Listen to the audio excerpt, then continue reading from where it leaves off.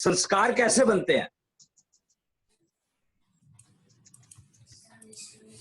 संस्कार जो बनते हैं वो ऐसे ही तो बनते हैं कि तुम कोई चीज किसी को बताई तुमने और वो उसको अगर समझ में आती है और उसका उपयोग कर लेता है तो संस्कार हो गए। जी।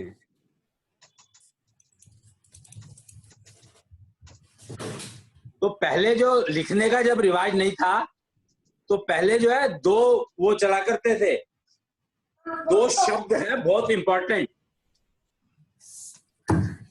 गुरुकुल की जो शिक्षा प्रणाली थी उसके अंदर दो शब्द चला करते थे, और अगर वो समझने हो तो आज की जो ये मदरसों में जो कुरान पढ़ाई जाती है वो तो एक्चुअली किताब से पढ़ाई जाती है, बट असल में श्रुति और स्मृति दो शब्द पॉपुलर थे, श्रुति और स्मृति। जी। और इसका मतलब क्या हुआ? श्रुति का मतलब सुनना, स्मृति का मतलब याद रखना। याद रखना। एक बार क्या हुआ कि मैं जब कॉलेज में पढ़ता था तो मेरे को ना आदत है कि मैं क्लास में नोट्स नहीं लेता था, लिखता नहीं था। तो एक दिन मेरे को एक जो हमारे मैथमेटिक्स के टीचर थे उन्होंने बुलाया, कहते हैं कि वो ठीक है कि आप, सेकेंड ईयर की बात है शायद ये, तो उन्होंने कहा वो ठीक है कि आप तो आप समझ लेते हैं, सीख लेते हैं, पर आपको ना नोट्स लेने चाहिए जिससे कि आप घर में जाके उनको रिवाइज कर सके। देखो मैं ये बता रहा हूं गुरुकुल की शिक्षा में और मदरसों की शिक्षा में फर्क क्या है। जी। तो ये पहले वाले गुरुकुल की बात कर रहा हूँ, आज के गुरुकुल में क्या होता है मुझे नहीं मालूम, क्योंकि गुरुकुल तो आज भी है ना, और उनमें क्या होता है मुझे नहीं पता, लेकिन पहले जो होता था मैं उसकी बात कर रहा हूँ, द्रोणाचार्य के समय की बात समझ लो आप। कि स्मृति और श्रुति यानी गुरु, अच्छा हाँ मैं अपने टीचर की बात बता रहा था, उन्हें नोट्स लेने चाहिए, तो मैंने कहा जी नोट्स तो मैं लेता हूं, कहते पर लिखते तो हो नहीं आप। मैंने कहा जी मैं नोट्स अपने दिमाग में ले लेता हूं,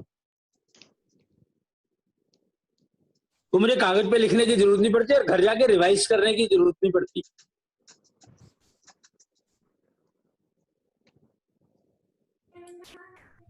तो हम लोगों की पढ़ाई क्या हुआ करती थी, जिस दिन एग्जाम होता था उससे पहले दिन किताब खोल के देख ली और काम खत्म।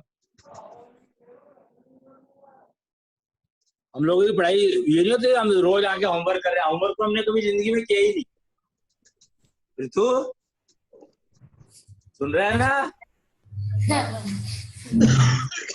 मैंने पहले वाला भी सेक्शन ब्लॉक कर रखा है, वो कहता है नोट्स दिमाग में भी नहीं लूंगा। वो ठीक है, वो कोई बात नहीं, वो तो हम करा ही लेंगे ना जो हमें कराना है। पृथ्वी को तो ये फायदा है ना कि मैं बैठा हूँ ना, ताऊ बैठा है इसका, तो करा ही देगा जो कराना है इसको। बैठा है इस चक्कर में नहीं किसी की नहीं सुनता, ताऊ तो बैठा ही है। मैं तो ये चाहता हूँ ना कोई भी किसी की ना सुने, तो मेरी तो सुनेंगी। तो स्मृति और श्रुति का ये होता था कि जब गुरु बोल रहे हैं तो आप पहले, गुरु जो है, गुरु कभी भी किसी को गुरुकुल में ऐसे एडमिशन नहीं दे देता था। गुरुकुल में आकर के वो सबसे पहले 1 साल 2 साल 5 साल डिपेंडिंग ऑन के उसकी योग्यता क्या है, उसको योग्यता बढ़ाने का तरीका सिखाया करता था। और क्या करता था, जा भाई जंगल में जा लकड़ियां काट के ले आ। वो कहता नहीं था मुझे तो लकड़ियां काटनी आ गई, वो लकड़ियां काटनी नहीं सिखा रहा था, वो जंगल जाना सिखा रहा था, क्योंकि पहले टॉयलेट नहीं होते थे।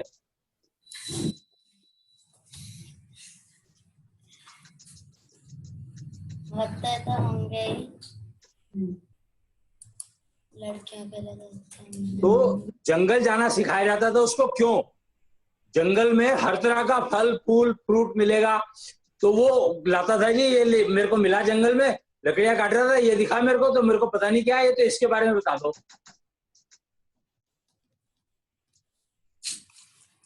तो वो जो लेके आता उसके बारे में उसको गुरु बता देता था, लकड़ी काटने का तरीका उसको सिखा दिया। सवेरे जाता था, शाम को वापस आता था, फिर रोटी बनती थी और रोटी खाते थे।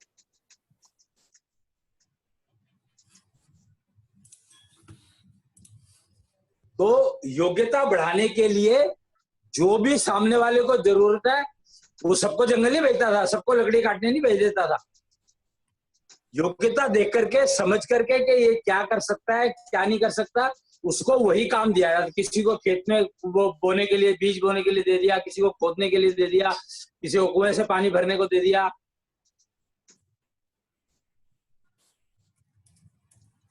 तो योग्यता विकसित करके फिर वो पढ़ाने के लिए, पढ़ाने की वो करता था कि अब इनको पढ़ाना है, तो उसको गाने की फॉर्म में बताया करते थे।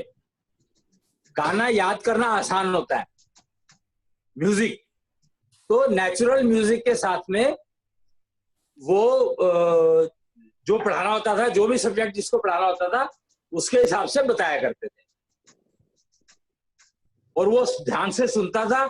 और जब वो अगले दिन जंगल जा रहा है, कुछ काम, जो भी काम उसको दिया, तो वो उसको रटता रहता था, उसको बार बार बोलता था।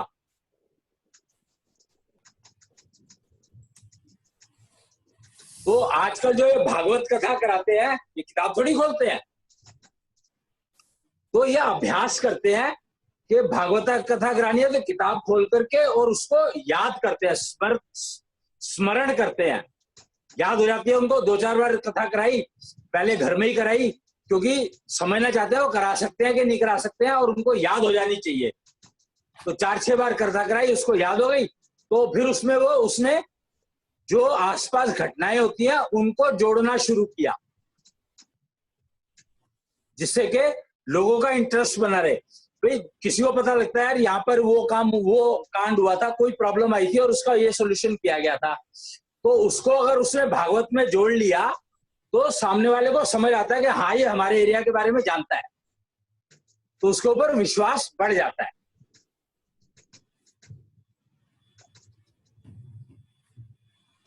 तो अगर आप किताब पढ़ के सुना, टीचर में और गुरु में जो फर्क है वो यही फर्क है कि गुरु जो है जो कुछ भी बताता है अपने दिमाग से बताता है, सामने वाले की योग्यता देख करके बताता है, और टीचर जो है किताब में से पढ़ के बताएगा और सामने वाले की योग्यता से कोई मतलब नहीं है उसको।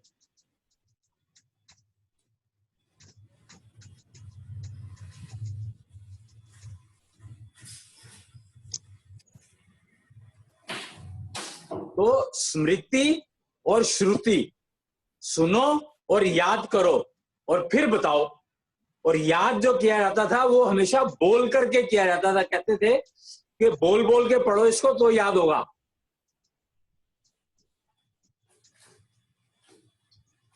तो बोल करके पढ़ने का सबसे बड़ा फायदा यह है क्योंकि कानों के थ्रू आपके जा रहा है, तो कान जो है वो दिमाग के सबसे पास कहलाते हैं।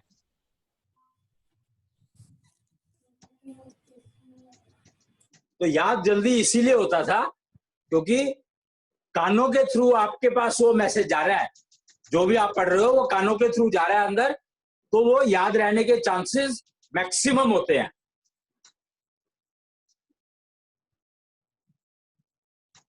और समझ आने के, खाली याद नहीं, समझ आने के और उनका उपयोग करने के। और ज्ञान, उसी ज्ञान का फायदा है। मैंने अगर 1000 किताबों का ज्ञान ले लिया और जब मेरे को जरूरत है उस टाइम पे अगर मेरे को वो ज्ञान नहीं मिला जिसकी जरूरत है तो बेकार है ज्ञान।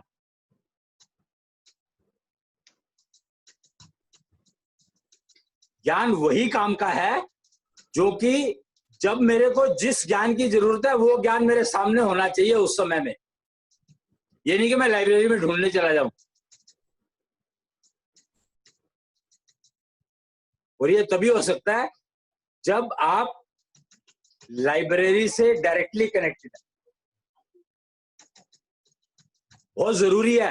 आपकी जो दिमाग है उसमें मेमोरी सेल बहुत सारे होते हैं, अनगिनत होते हैं।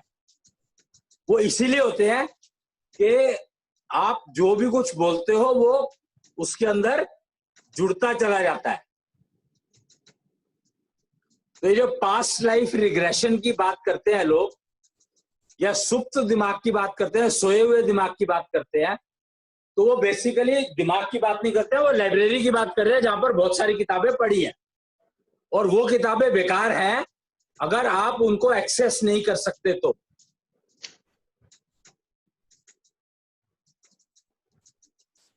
शिव ज्योति जो है, एक्चुअली शिव ज्योति को बताने के लिए मैंने ये सारी कहानी सुनाई कि शिव ज्योति को अगर समझना है तो आप ये समझ लो कि ये वो ज्योति है जो ज्ञान जिस समय में आपको चाहिए उसी किताब के ऊपर जाके उसी पन्ने को खोलेगी।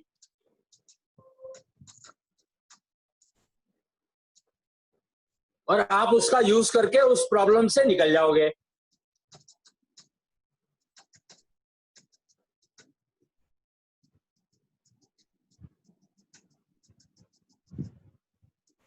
और हम लोग जो दशांग चक्र की बात करते हैं तो दशांग चक्र से क्या होता है कि 3 पॉइंट का होता है दशांग चक्र, जैसे मैंने बताया था, एक एनर्जी जनरेशन का, और एक नाभि का जो कर्मफल देती है, और एक शिव ज्योति का। तो ये 3 पॉइंट है। तो जब दशांग चक्र चलने लगता है तो उसका सबसे बड़ा एडवांटेज ये है कि आपको चीजें याद करने की जरूरत नहीं है।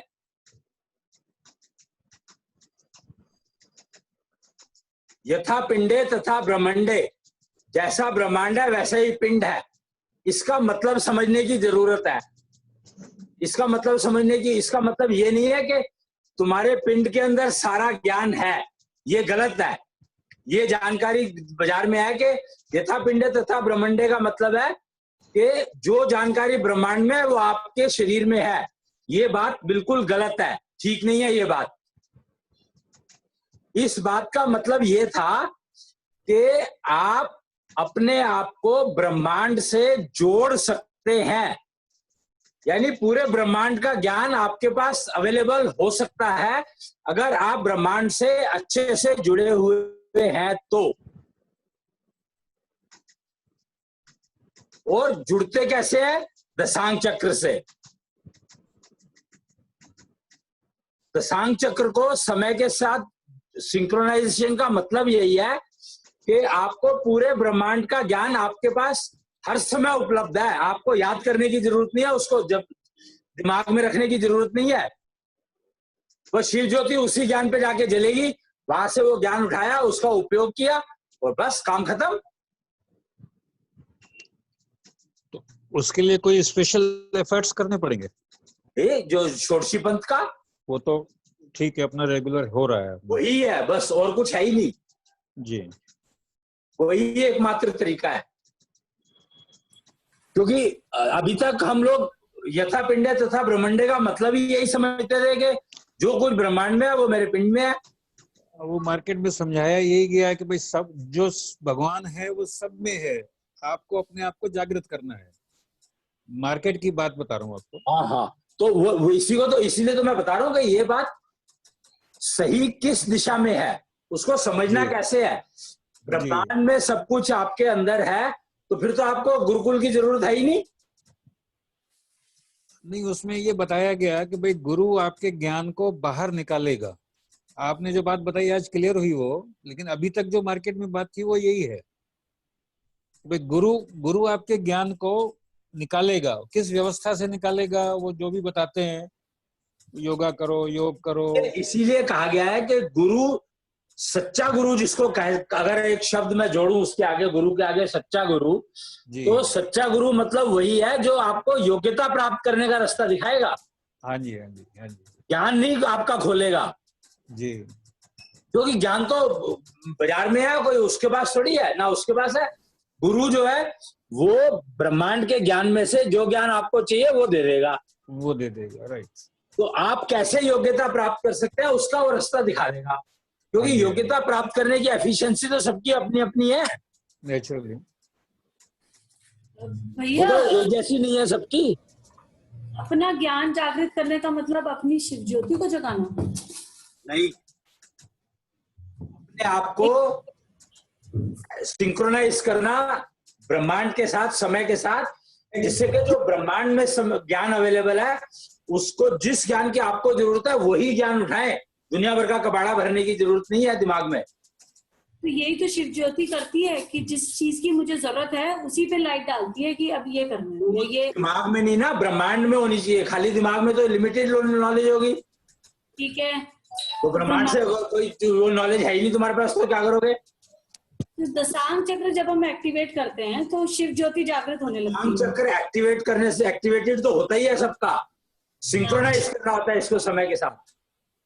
जब हमने दशांग चक्र को सिंक्रोनाइज किया समय के साथ तो पहले शिव ब्रह्मांड का ज्ञान, ब्रह्मांड आपकी जो शिव ज्योति है वो ब्रह्मांड में घूमने लगते हैं। मेडिटेशन में यही तो कराया जाता है। मेडिटेशन की समस्या ये है कि वहां पे सूक्ष्म शरीर को भेज देते हैं। मेडिटेशन को समझो तो मेडिटेशन में आपका सूक्ष्म शरीर ब्रह्मांड में उस ज्ञान को ढूंढ के लाता है आपके पास, और फिर आप उसका उपयोग कर सकते हैं। ओके, अच्छा। बट भैया बीच में आप बताते थे ना कि मेडिटेशन करने से शरीर को नुकसान बहुत होता है, क्योंकि मेडिटेशन करने से दिमाग शून्य हो जाता है, तो जो आने वाले हमारे कर्म फल हैं वो उसका भोग बाद में बीमारी के रूप में लेना पड़ जाता है।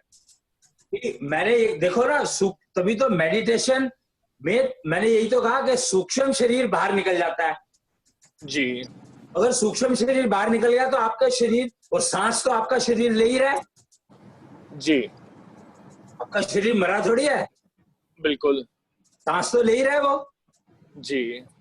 तो जो उसके सांस में क्या जा रहा है और क्या बाहर निकल रहा है कुछ है ही नहीं, डिफाइंड ही नहीं है, कुछ किसी को पता ही नहीं है क्या हो रहा है क्या नहीं हो रहा। तो मतलब मेडिटेशन करना गलत ही है ना फिर? मतलब मैं तो मतलब ये बता रहा हूँ कि मेडिटेशन क्यों शुरू हुआ, मैंने वो बताया। ओके। मतलब मेडिटेशन में तो सूक्ष्म शरीर जाता है बाहर, लेकिन अभी आप बोल रहे हो कि जो तुम्हारी शिव ज्योति है वही पूरे ब्रह्मांड के ज्ञान में से जिसको तुम्हें जरूरत है वो तुम्हें दे सकती है, आप ये कह रहे हैं? नहीं है, वो उसको ऑन कर देती है, वो पढ़ लो तुम और काम खत्म। उसको ऑन कर लेती है। वो जो ज्ञान चाहिए तुम्हें, जिस प्रॉब्लम को हल करने के लिए जो ज्ञान चाहिए वही ज्ञान जागृत होगा। शिव ज्योति उसी को जागृत करेगी, और वो जहां पर भी हो उससे तुम्हें क्या फर्क पड़ता है? हाँ, तुम्हारी तो जो नीड है,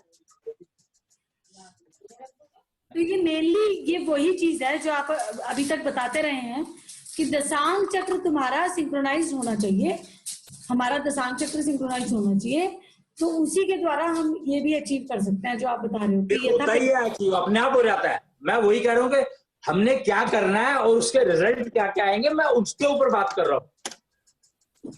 ये रिजल्ट्स हैं। हाँ भाई, जो मेरे को प्रॉब्लम है उसका अगर मेरे को पता लग जाए कि इस प्रॉब्लम को मैं कैसे हल करूंगा, तो मेरे को वो वही तो चाहिए और समस्या को हल करने के लिए, नहीं तो मैं समस्या हल कैसे करूंगा? ये सब चीजें अब अलग अलग हो गई। एक हो गया कि कोई और आके संदेश दे जाता है कान में कि ये बता कि ये कर लो, एक हो गया कि टीचर हो गया ना, जो कोई और आके दे रहा हो तो टीचर हो गया। एक हो गया कि हमारा सूक्ष्म शरीर जाता है ब्रह्मांड में मेडिटेशन के थ्रू जैसे करते हैं, और उसके थ्रू हम कुछ जा सकता है। एक ये तरीका है कि शिव ज्योति ही तुम्हारी इतनी कैपेबल हो गई है, शिव ज्योति अपनी, कि उसी के द्वारा हमें वो प्राप्त हो सकता है जिसकी जरूरत है। नहीं, तुम समझ गलत रहे हो। तुम ये समझो कि तुम्हारे को तो दशांग चक्र मेंटेन करना है।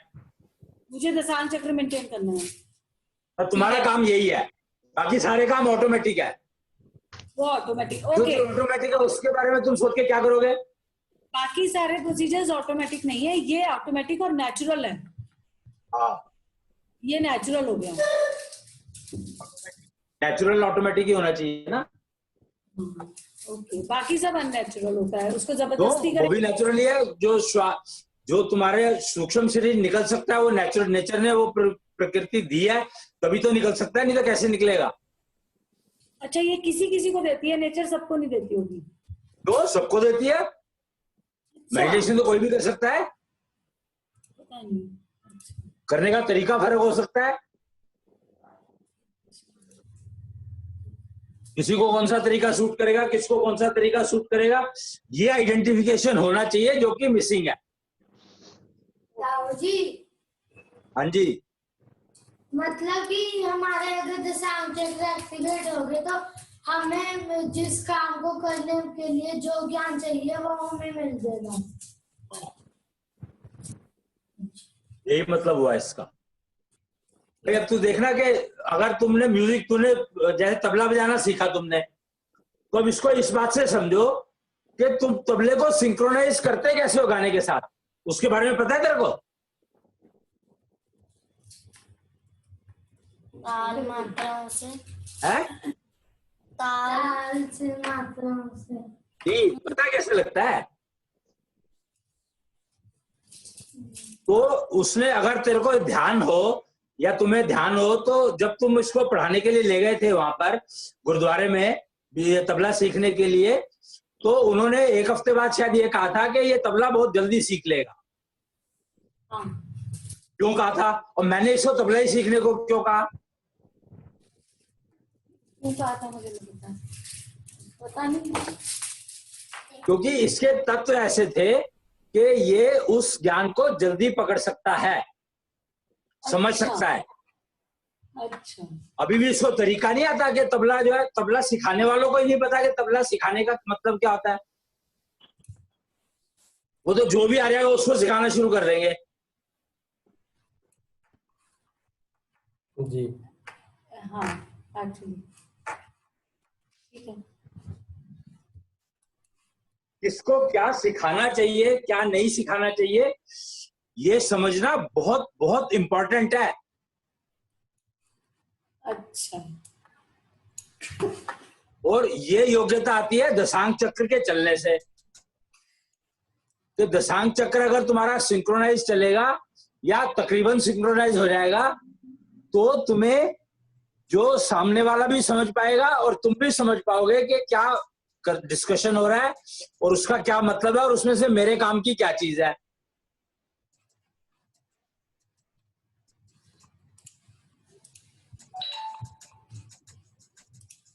अभी भी तुम किसी भी तबला बजाने वाले को देख लो, तो वो तबला बजाना तब शुरू करता है जब गाने वाला गाना शुरू कर देता है।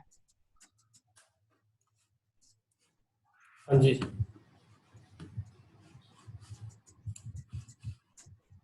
उसका कारण यही है कि वो गाने में से फिर पकड़ने की कोशिश करता है कि कौन सी ताल मैच करेगी, फिर वो तबला बजाता है।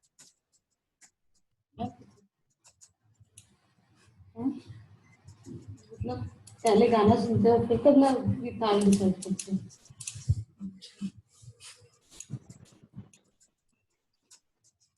पर कई बार तो बिना के कोई गाना नहीं चल रहा फिर भी लोग तबला बजा पाते हैं। तो उनका मन में चल रहा होता है ना, अंदर चल रहा होता है, क्या उनके मन में चल रहा है? तो उसको तबले को गवर्न हमेशा गाना करता है। जबकि हारमोनियम भी गाइड कर सकता है गाने वाले को और गाने वाला भी हारमोनियम को गाइड कर सकता है। ये बेसिक फर्क है दोनों में। मेरे पिता को ये सूट करता है। तो बहुत कुछ करता है। पिता तेरे को बताएगी नाक में चने चबाना कैसे होता है, दांतों से चने सारे चबा लेते हैं। बता ही दिया भैया। चने चबाना कैसे होता है वो पिता ही सिखाएगी तेरे को। 13 साल हो गए बताते हुए से।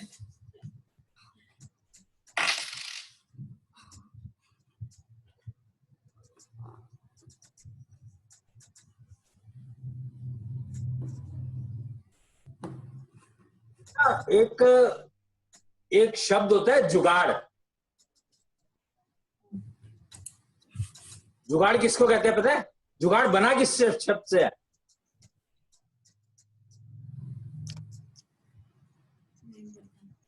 इतना डिटेल में भैया सोचा नहीं कभी। वो एक्चुअली वो सोचने देता नहीं ना। तो आज का माहौल चल रहा था, जो ट्रांजिशन पीरियड चल रहा था पिछले महाभारत के बाद का 5000 साल, द्वापर युग जब खत्म हुआ तो उसके बाद से कंफ्यूजन ही चल रहा है ना। जुगाड़ मतलब जो कुछ अवेलेबल है उससे ही उसी का यूज कर लेना ना। जुगाड़ का मतलब होता है जड़ से बना है जुगाड़।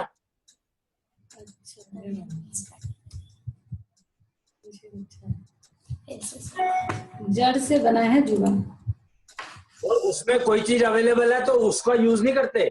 उसमें कोई चीज भी कुछ भी अवेलेबल हो उसको अपने यूज के लायक बना लेते हैं, जो कुछ भी अवेलेबल हो। दो स्टेटमेंट हो गए ना। एक तो है कि जो चीज अवेलेबल है उसको यूज किया, और एक है जो चीज अवेलेबल है उसको कन्वर्ट कर लिया और फिर जुगाड़ बनाया। जी। तो जुगाड़ जड़ से बना है। और आजकल जो होता है R&D होती है। R&D का मतलब पता है क्या होता है? Research and development. तो रिसर्च एंड डेवलपमेंट तब तक नहीं पॉसिबल जब तक जुगाड़ नहीं है। तो रिसर्च एंड डेवलपमेंट की जड़ जो है वो जुगाड़ है। तो जुगाड़ हो गया इनोवेशन और R&D हो गई इन्वेंशन। ये इनोवेशन जो है ना सारे के सारे R&D के हिस्से हैं। मैंने इनोवेशन कर दी क्योंकि कलम ऐसे छीलते थे पहले, अब मैंने ऐसे छीली। इनोवेशन थोड़ी है। क्या है भाई, सारे हथौड़ी से ठोकते थे कील, मैंने प्लास से ठोक दी, तो इनोवेशन हो गई ना। कहीं नहीं है, ये इनोवेशन नहीं है। और क्या है ये इन्वेंशन है। इन्वेंशन। इन्वेंशन और इनोवेशन में क्या फर्क है? इनोवेशन जो पहले कभी कुछ वो एग्जिस्ट ही नहीं करती थी वो चीज, वो तो से कील ठोकना कहाँ एग्जिस्ट करता था? हथौड़ी लेता था, प्लास रख के हथौड़ी ले लेता था आदमी। फिर देसी जुगाड़, उसने कहा छोड़ यार, प्लास भी तो हथौड़ी का काम करेगा, उसने हथौड़ी से ठोकना शुरू कर दिया, प्लास से ही ठोकना शुरू कर दिया। ईंट से ठोक देते हैं, ईंट से। बाहर अभी भी जो है हथौड़ियों लेंगे ठोकने के लिए, प्लास नहीं लेंगे। नहीं, ईंट से ठोक देते हैं, जो भी कैडी चीज मिलती है उसे ठोक देते हैं। पत्थर वत्थर जो भी है, मूसली मिल जाए। इनोवेशन इसी को कहते हैं। ये सारे R&D के पार्ट हैं। खैर, तो जुगाड़ जड़ से जुगाड़ बना है और जुगाड़ से R&D।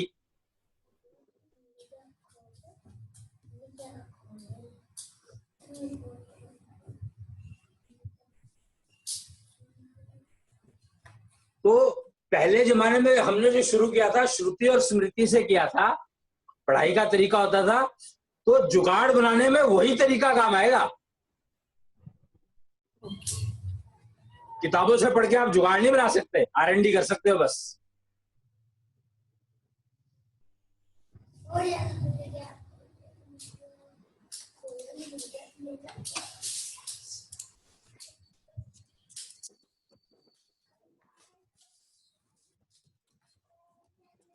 जुगाड़ बनाने में श्रुति और स्मृति काम आती है, बस वही काम आती है, दिमाग ही काम आता है। जुगाड़ में कुछ नहीं और काम आता, दिमाग काम आता है सिर्फ।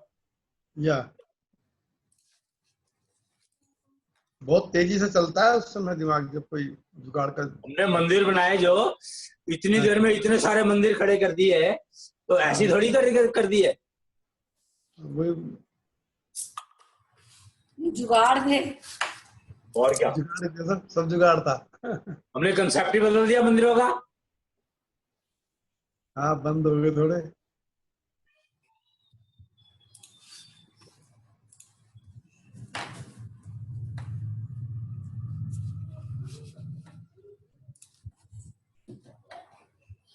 तो स्मृति और श्रुति अगर बच्चों को पढ़ाना है तो इस तरीके से पढ़ाओगे तो ज्यादा सुखी रहेगा। टीचर नहीं पढ़ाएगा इस तरीके से,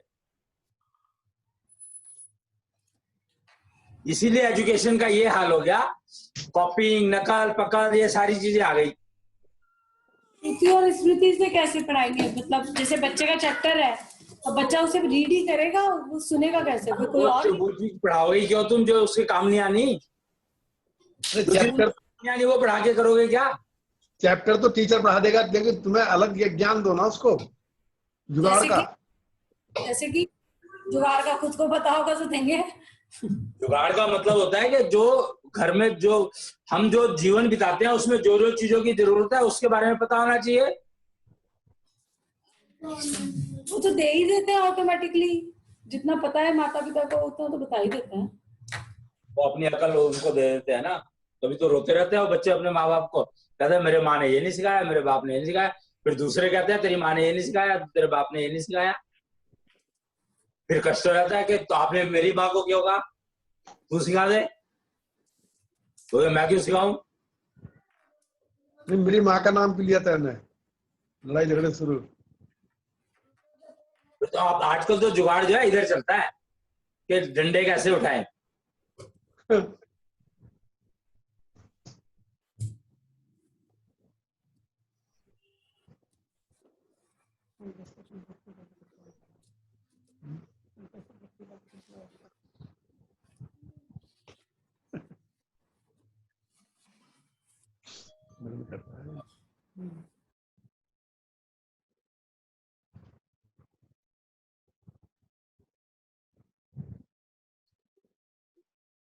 तो ये अब कोरोना ने ये भी पक्का कर दिया कि अब तुम अगर स्मृति श्रुति वाला सिस्टम फिर से अपना लोगे तो बहुत सुखी रहोगे।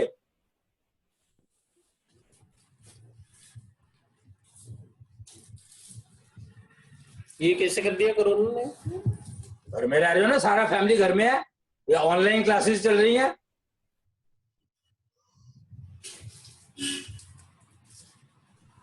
ये तो मजबूरी कर दिया, कोरोना ने तो मजबूरी कर दिया। अगर ऑनलाइन क्लासेस चलने लगी स्कूल्स की तो फिर तुम क्या करोगे ये बताओ? बच्चे पढ़ेंगे क्या? नहीं, बच्चे तो अभी भी नहीं पढ़ रहे, ऑनलाइन क्लास में तो बच्चे पढ़ते हैं। तो फिर वो क्लास में तो जाते इसलिए थे कि और बच्चे मिलते हैं तो उनके साथ मिलकर के कोई बातचीत हो जाती है। इंटरटेनमेंट करते हैं, इंटरटेनमेंट था उनका, वो बच्चों का इंटरटेनमेंट होता है वो। मैं शुरू से ही कहता था कि जो बच्चा घर में काम करता है, माँ के साथ काम करता है, पिता के साथ काम करता है, वो उसका इंटरटेनमेंट होता है। पढ़ाई नहीं, पढ़ाई के बाद में जो टाइम बचा वो उसके साथ लगना चाहिए। लड़की को माँ के साथ, लड़के को बाप के साथ। वही खत्म करने के लिए तो हॉबी कल्चर डेवलप किया। हाँ। कौन सा कल्चर? हॉबी, जो हॉबी कल्चर डेवलप किया वो पेरेंट्स को बच्चों से काटने के लिए किया। अच्छा, कि तुम की कोई हॉबी पकड़ लो और उसमें टाइम लगा लो, जैसे कोई कुछ उल्टा सीधा कुछ भी सिखाने के लिए अब तुम पेरेंट्स नहीं सिखा सकते, बाहर जाके सीखो। अच्छा, एक्स्ट्रा क्लासेस होती हैं।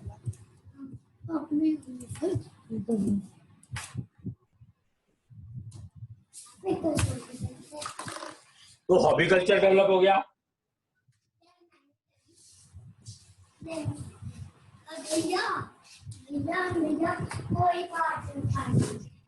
हॉबी तो अपने आप ओरिजिनल होती है जिसकी होती है। जैसे मेरी पेंट कर, पहले पेरेंट्स के साथ लगते थे तो जुगाड़ बनाना सीखते थे, तो ये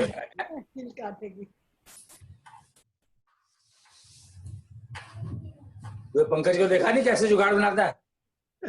रथ बना दिया इसने, कृष्णांश का रथ इसी ने तो बनाया, और किसने बनाया बता?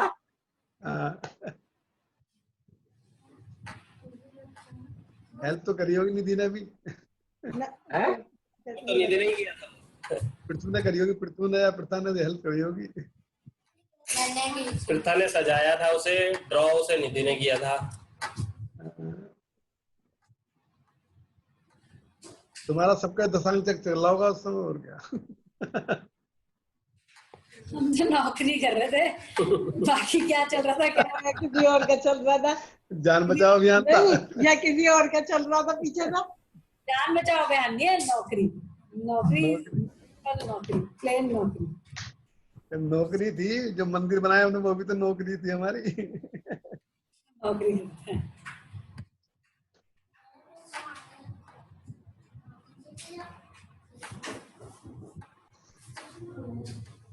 तो अब कोरोना ने बहुत कुछ सिखा दिया, उसका उपयोग भी कर लो, करना तो पड़ेगा ही, कोई चॉइस तो है नहीं। पर कृपया उसमें जिसका जो काम है उसको वही सिखाना, कहीं ऐसा ना हो कि उसका काम उसको सिखाने लग जाओ। भैया मेरे तो तीनों बच्चे सुनते नहीं मेरे। आप भी यही कह रहा था। नहीं, वो बहुत अच्छा है। अगर बच्चे नहीं सुनते तो इसका मतलब उनका अपना इनोवेटिव प्रोग्राम अपना अलग चल रहा है। निश्चल को मैं क्या सिखाऊं? मैं इमेजिन नहीं कर सकती कि कोई इसको कुछ सिखा सकता है।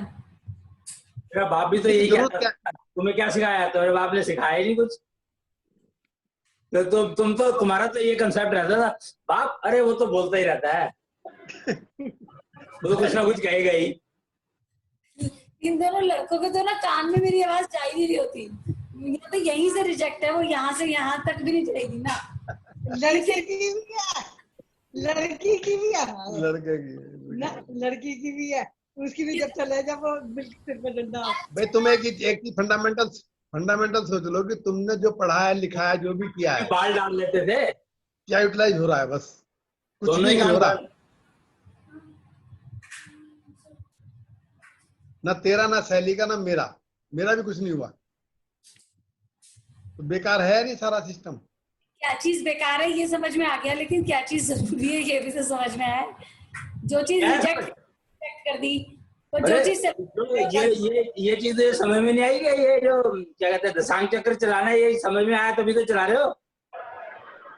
प्रैक्टिस ही नहीं करके राजी, बच्चे प्रैक्टिस नहीं करते। बच्चों की बात नहीं हो रही, तेरी हो रही है, पहले तू अपना तो चला ले।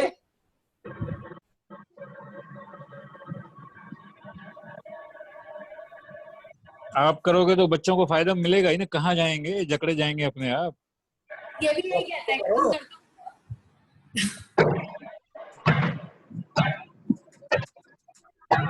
समस्या तब होती है जब अपने से ही नहीं होता, तो बच्चों को सब तुम कहोगे तो वो करेंगे थोड़ी। तुम खुद करो तभी तो कहते हैं कि जो तुम करते हो वही बच्चे देखते हैं, वही सीखते हैं, वही करते हैं।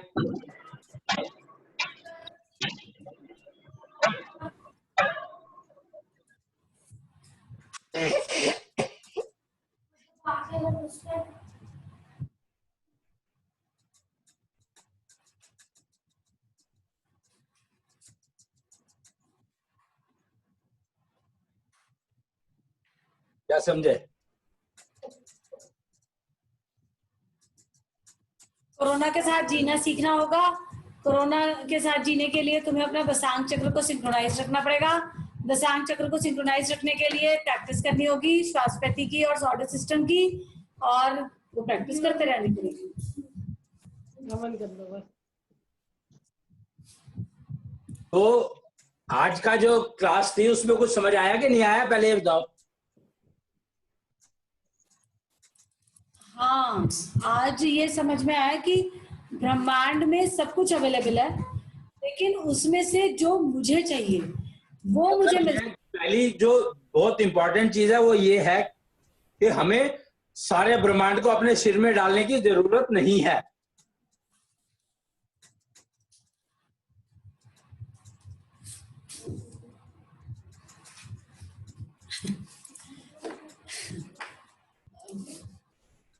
और हमें सारे ज्ञान को इकट्ठा करने की जरूरत नहीं है।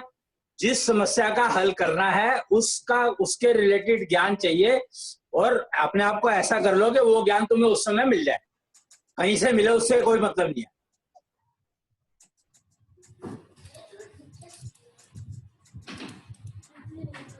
तो इसमें एक विधि ये भी आती है, एक तरीका ये भी है कि अगर मान लो आपकी कोई समस्या है और आपको उसका ज्ञान नहीं दिखाई दे रहा, आपकी शिव ज्योति वहां पे नहीं जल रही है, तो किसी से डिस्कस कर लो, उसकी शिव ज्योति का उपयोग कर सकते हो।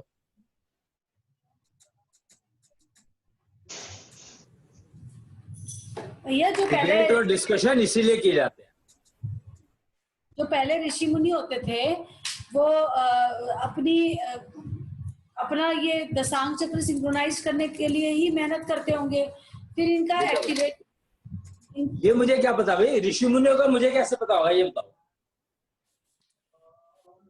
मेरे को तो प्रकृति का पता है, प्रकृति ने क्या दिया और उसको कैसे उपयोग करना है, इतना बता सकता हूँ मैं तो। अब किसने किया किसने नहीं किया ये थोड़ी मेरा काम है देखना। ये जो भविष्य का ज्ञान देते हैं, हाँ।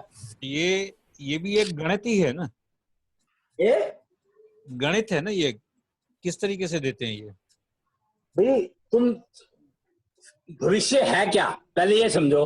भविष्य आने वाला काल, आने वाला समय काल, जो काल बोलते हैं। और वो लिखा कब गया? मेरे हिसाब से लिखा तो उसी वक्त जाएगा ना जब आएगा। नहीं ना, कैसे लिखा जाए? लिखा तो पहले गया है, बाद में तो आएगा। कर्मफल क्या है? कर्मफल से कनेक्ट करेंगे, राइट, ठीक है। भविष्य तो कर्मफल का, भविष्य का मतलब है आगे के कर्मफलों को पढ़ना। हाँ जी, हाँ जी, हाँ जी, क्लियर हो गया, क्लियर हो गया, बिल्कुल क्लियर हो गया।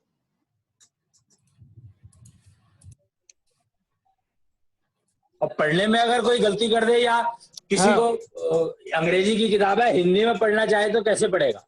वो एक विषय अलग हो गया। वो इंग्लिश अगर चला हमारा जाए। दशांश चक्र जी। चलना शुरू हो जाता है तो हम भविष्य के कर्म फल पढ़ना शुरू कर सकते हैं। ये ज्योतिषी करते ही यही है।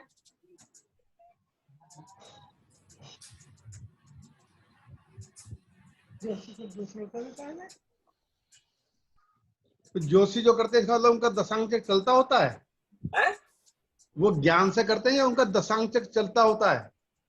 वो मुझे क्या पता, तरीके हैं। अच्छा। दशांश चक्र तो अपने लिए होता है, दूसरों के लिए थोड़ी होता है। हम्म।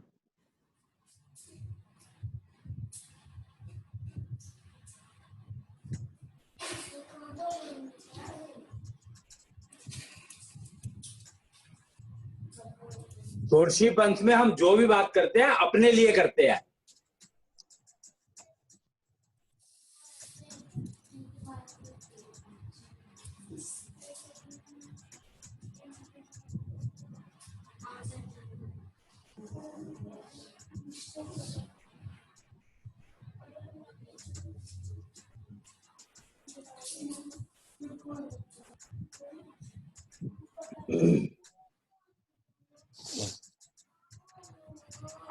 जी।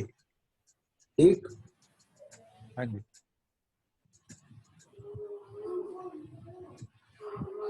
तो अब जुगाड़ को अगर समझना हो तो एक उससे समुद्र मंथन वाला जो अवतार था, समुद्र मंथन के लिए विष्णु ने कच्छप अवतार लिया था। कछुआ बना था, वो कछुआ का अवतार लिया था। हाँ अच्छा जी। है? अच्छा, फिर तो कछुए का अवतार लिया तो समुद्र मंथन संभव हो पाया। तो मंथन करना है तो उसके लिए वो भी चाहिए कुछ घुमाने वाला। तो पहाड़ ले लिया, मंदाता पर्वत जो था वो क्या था वो। तो ये जुगाड़ हो रहा है। समुद्र मंथन जुगाड़ का एक बहुत परफेक्ट एग्जांपल है समझने के लिए। रस्सी चाहिए थी तो वासुकी नाग को लिया।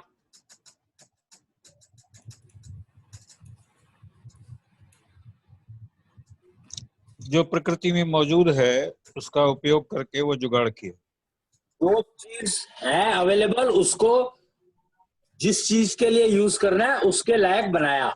जी। Learn to use what you have, you for use, ये वही है ना। Learn to convert. What you use may be different and what is available is different. So you should be able to convert it.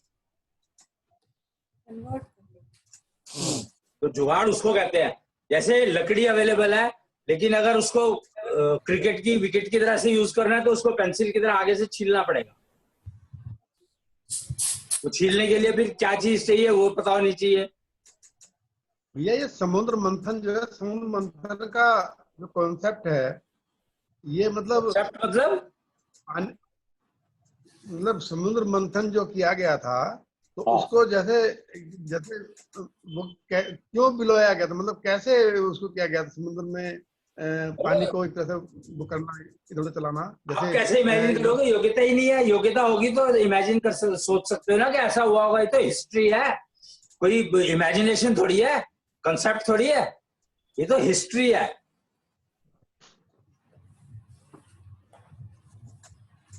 जितनी भी चीजें, जब जल तत्व शुरू होता है तो पूरी पृथ्वी जल में डूबी होती है ना। पहले अग्नि तत्व था, अग्नि, इसीलिए तो टाइम के हिसाब को, टाइम को तत्वों के हिसाब से बताया पहले मैंने। हाँ जी। तो जब अग्नि तत्व से अग्नि तत्व का जल तत्व का पीरियड आया तो पूरी पृथ्वी जल से घिर गई। हाँ जी। अब जल से जो घिर गई, धीरे धीरे जल जो है समुद्रों के अंदर लिमिट हो गया। हाँ। पहाड़ निकल आए।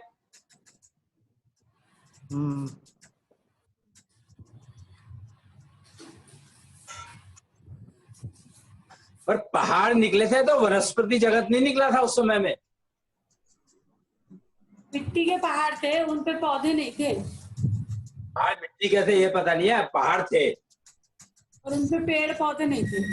वो तो बीज आयोग के सत्य नंगे में पहाड़ कहते हैं उनको, क्योंकि जो पहाड़- मंदार पर्वत जब उसको चलाया था मथने के लिए, तो उसमें से धन्वंतरी निकला, धन्वंतरी ने वनस्पति ज्ञान दिया था।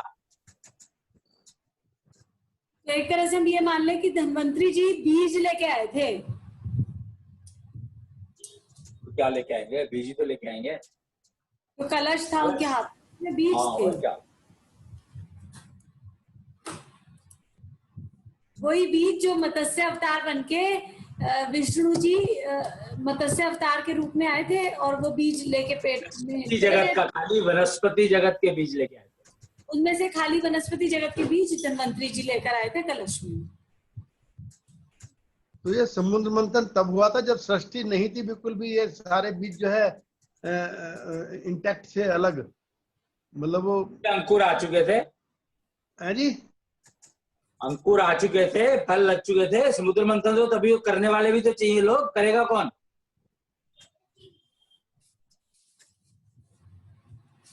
अच्छा, इस पृथ्वी पर ह्यूमंस थे, मनुष्य थे, और पहाड़ थे, और पानी था। पानी था, पानी था। और जमीन नहीं थी, तो वो खड़े इसीलिए किया गया था कि अब जमीन के ऊपर अगर कुछ उसको रहने लायक बनाना है, करने लायक बनाना है, तो सारा सामान तो समुद्र से ही आया। और भैया ह्यूमंस कैसे रह रहे थे बिना जमीन के? तो जमीन तो थी, थोड़ी होगी। थोड़ी है ही, 2 तिहाई 1 तिहाई तो है। अच्छा, जमीन थी, पर अब कुछ तभी तो और कच्छप अवतार लिया। कच्छप अवतार जमीन पे और पानी में दोनों जगह रह सकता है। अच्छा, मैं बीज तो धन्वंतरी जी लेके आए, तो वो जीवन कैसे चल रहा था उनका? तो सांस से चलता था ना, सतयुग था, सांस से चलता था सब कुछ। सतयुग। खाली सांस है। हाँ, फिर समुद्र का मंथन किया गया इसीलिए था कि अब जमीन के ऊपर पेट के खाने के लिए भोजन चाहिए। भाई द्वारका का एग्जाम्पल देखो ना, महाभारत में द्वारका का एग्जाम्पल क्यों दिया गया? ये द्वारका जो बनी थी वो समुद्र से ही तो बनी थी। नीचे बनी थी। मीटिंग कर लीजिए, मैं करता हूँ तुम्हारा। भैया द्वारका समुद्र में बनी थी ना, समुद्र के अंदर। समुद्र के अंदर। तो वो लोग सांस से ही जीवित रहते थे, सांस लेते थे नीचे। और क्या, उसके बाद खाने पीने की जरूरत, वेरिएशन की जरूरत पड़ी, समझ में आई जरूरत पड़ी, तो फिर इन्होंने वो किया, क्या कहते हैं, समुद्र मंथन किया, और उससे जो सामान निकला उससे फिर धरती के ऊपर कल्टीवेशन का काम शुरू हुआ। तो सांसी जीवन चलाते रहते, किसी चीज की जरूरत ही नहीं पड़ती। और द्वारका एक पहला एग्जाम्पल ये बताया जाता है। ये जो द्वापर युग में द्वारका बनती है, तो ये बताने के लिए बनती है कि तुम सारी चीजें समुद्र से ही मिलती हैं।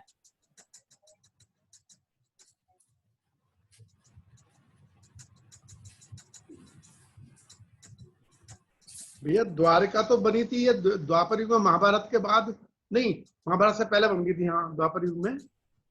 और ये सतयुग की बात चल रही है समुद्र मंथन की। अरे द्वापर के बाद कलयुग, कलयुग के बाद सतयुग आएगा। कलयुग के बाद सतयुग आएगा। तो रामायण तो पहले हुई, हाँ, सतयुग तो पहले आया। रामायण सतयुग में थोड़ी हुई है। हाँ, त्रेता में हुई। त्रेता युग की तैयारी हुई है समुद्र मंथन के द्वारा, जितना मैं समझ पा रही हूँ। त्रेता युग की तैयारी शुरू हुई कि अब कल्टीवेशन। पृथ्वी पे सांस के अलावा जो चीजें चाहिए उसकी तैयारी शुरू हुई। अच्छा, तो नदियां कैसे बनी फिर?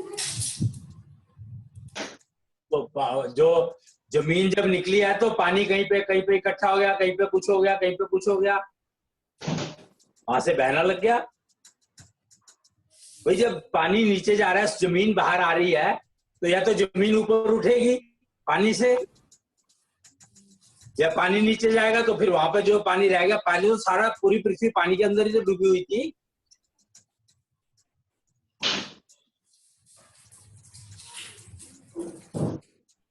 और जो तीसरा अवतार है, तीसरा है चौथा है, हिरण्य वो जो था हिरण्याक्ष वाला, जो वो वराह अवतार जो लिया उसने, वो तीसरा ही तो था। हाँ, वराह अवतार तीसरा है, फिर वामन अवतार हुए तो हिरण्यकश्यप। तीसरा अवतार का मतलब क्या हुआ? तीसरा अवतार क्यों लेना पड़ा? वराह अवतार क्यों लेना पड़ा? वो वराह कहते किसको है? भैया सुअर जैसी एक आकृति होती है, लेकिन मेरे ख्याल से वराह अपने आप एक योगी गलत है, वो गलत है। तो वराह जो है, एक्चुअली वराह कह दिया उसको, पर वो जो होता है सिंगल हॉर्न का राइनोसोर्स होता है।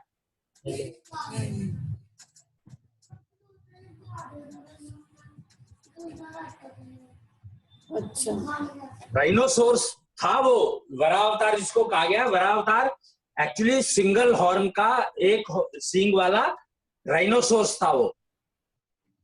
डायनासोर, हाँ, राइनोसोर्स, राइनो गैंडा। गेंडा। गेंडा।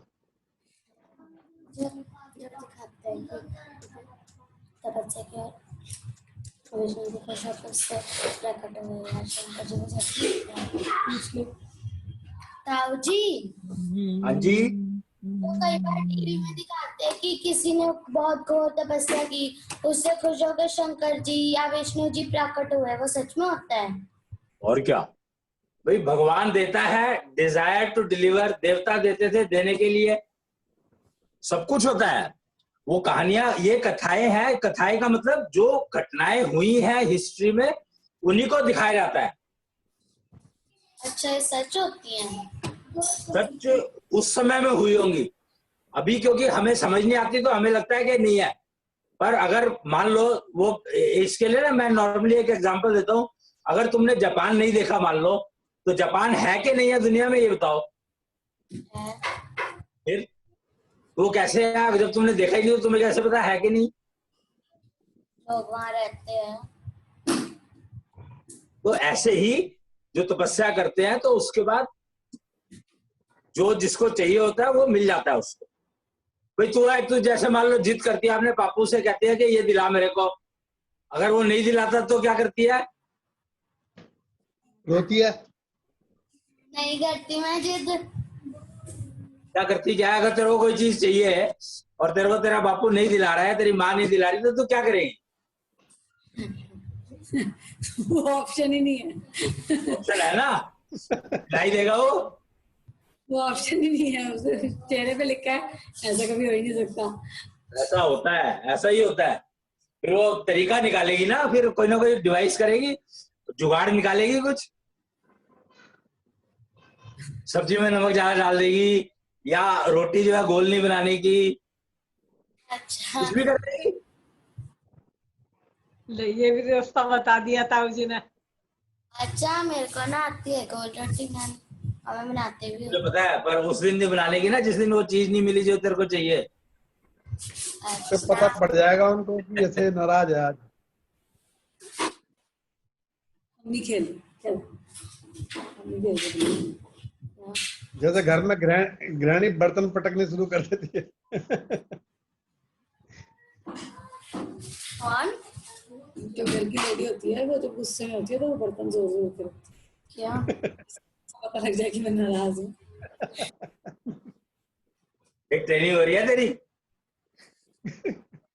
उसकी ना ऑलरेडी बतेरी हो चुकी है।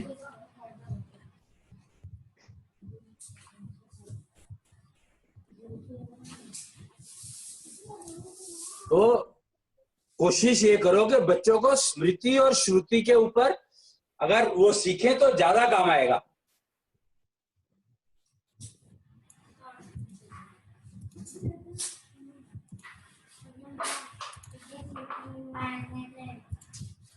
ठीक है। पहले जो है दादी दादा कहानियां सुनाया करते थे, तो उनसे बच्चे बहुत सीखते थे।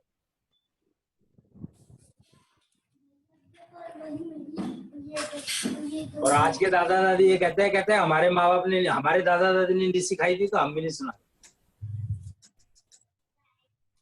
भैया मोस्ट ऑफ तो आजकल क्या परिवार बच्चे अलग अलग रहने लगे, तो ये भी एक बड़ा कारण रहा उसका।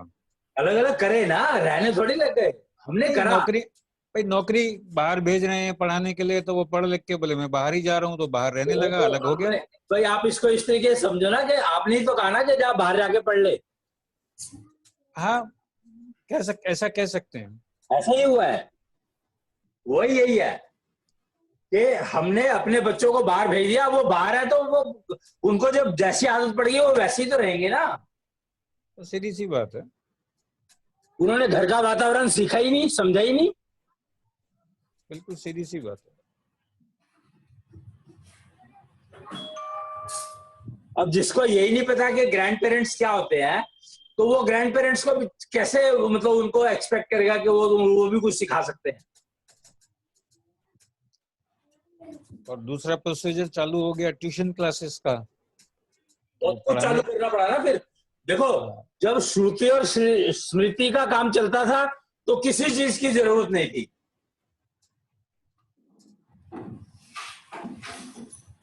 माँ ने अपना घर का वो जो घर के माहौल से जो सिखाना है वो सिखा दिया, बाप ने जो सिखाना है वो सिखा दिया, और बच्चे उसी के कार्य को उसी के काम को आगे बढ़ाते थे और वही कामयाब रहे हैं।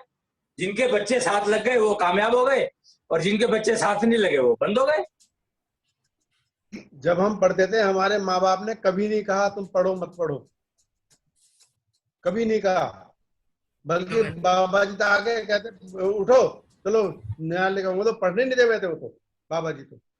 भैया ये जो आप श्रुति और स्मृति कह रहे हैं, इसमें मतलब जैसे बच्चे को सिखाना है तो पहले कोई और बोलता है, बच्चा सुनता है, फिर वो बच्चा खुद बोलता है, फिर याद होता है, ऐसा ये प्रोसीजर क्या है? हाँ, गुरु बताता है पहले, फिर बच्चा उसको रटता है, फिर बोल बच्चा बोल के करता है उसको, ओके रटता है। एक्चुअली उसको शब्द रटना दे दिया ना, तो यहीं से प्रॉब्लम शुरू हुई। तो उसको शब्द रटना दे दिया, वो रटता नहीं था, उसको जोर जोर से बोलता था तो उसको समझ आती थी चीजें। रटने और जोर जोर से बोलने में क्या फर्क है? रटने में तो तुम मन में भी रट सकते हो, बोल के भी रट सकते हो, तो तुम्हें समझ थोड़ी आएगा, उसका उपयोग थोड़ी कर सकते हो तुम। तो तुम बोल बोल के रटोगे तो धीरे धीरे समझ आने लगेगा। रटना नहीं है, रटना तो है ही नहीं, रटना होता ही नहीं है। श्रुति और स्मृति फॉलो कर रहे हो तो रटना कभी नहीं होता। हाँ, तो समझना होता है। एक बार गुरु ने समझा दिया और फिर बच्चे ने 10 बार पूछ सकते हो तुम उससे, फिर बच्चे ने उसको दोहराना शुरू किया बार बार बार बार। उसको दोहराना भी अपने तरीके से, अपनी आवाज से सुनता है तो वो कानों को ज्यादा वो लगती है यूजफुल, जल्दी समझ आती है। अपनी आवाज जल्दी समझ आती है, दूसरे की आवाज देर से समझ आती है। पर ये उसको मन ही मन शिफ्ट कर दिया ना कि तुम्हें जो कुछ बोलना मन मन बोलो, जोर से मत बोलो। हाँ, वो कहते हैं घर में शांति रहनी चाहिए, ज्यादा साउंड नहीं होना चाहिए। ये शांति के नाम पे ही तो बेवकूफ बनाया लोगों को।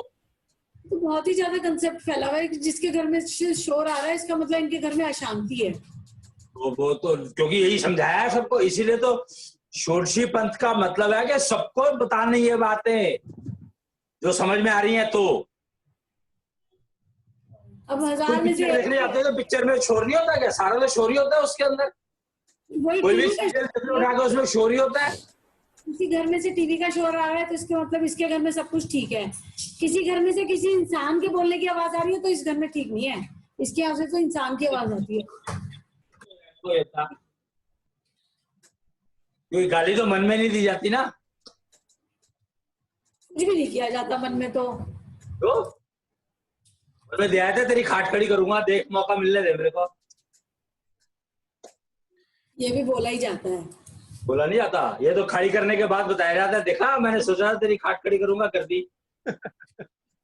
खड़ी होगी नहीं होगी।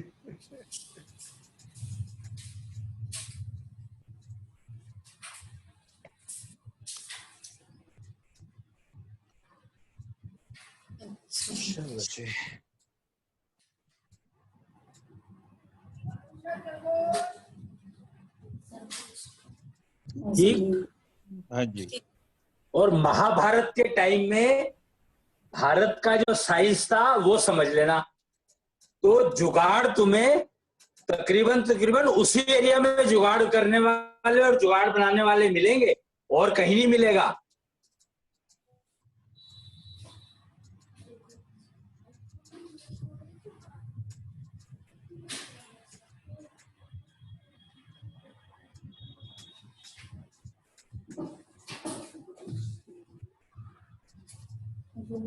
ये तो करीब करीब पूरा एशिया ही है, करीब करीब बस एशिया में हैं? ही है। जो पूरा एशिया है वही पहले भारतवर्ष था, हिंदुस्तान हाँ था। हाँ, एशिया है। हम्म, पॉपुलेशन तो सारी एशिया में ही थी ना पहले। हाँ। चलो, तो आज के लिए फिर इतना काफी है हाँ जी हाँ भैया। जी, हाँ जी। है ना? कोई सवाल हो तो पूछ लो, नहीं तो फिर मूल वाक्य कर लेते हैं।